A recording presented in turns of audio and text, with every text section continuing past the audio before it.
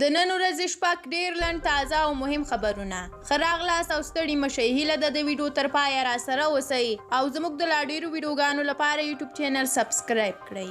الله ګل مجاهد یوې سرچینې رسنیو ته ویلي دي چې الله ګل مجاهد په یوې حقوقي مسله کې او په امنیتي ځواکونو ډزو له کبله نیول شوی و او بیرته خوشي شو. نن یو ځل بیا افغانۍ د ډالرو پر وړاندې ټیټې بیې ته ولیدلې وه. کابل صرافۍ بازارونو کې نن یو ډالر په 1 افغانۍ خرڅېده. هرات د قلعه نو هرات د لویې لارې په اوږدو کې د باغبان نومي سیمې کې موټر چپه شوی دی چې له امله 11 کسان مړه او ټپیان شوي دي.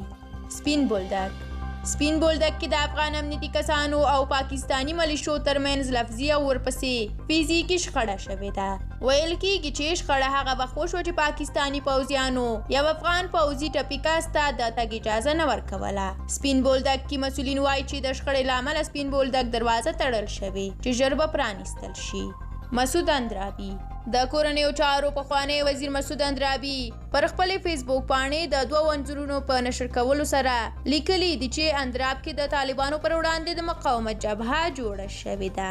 دا په داسې حال کې ده چې طالبانو د پنجشیر د مقاومت جبهه وځپله او پنجشیر یې په بشپړ ډول ترې ونیوه.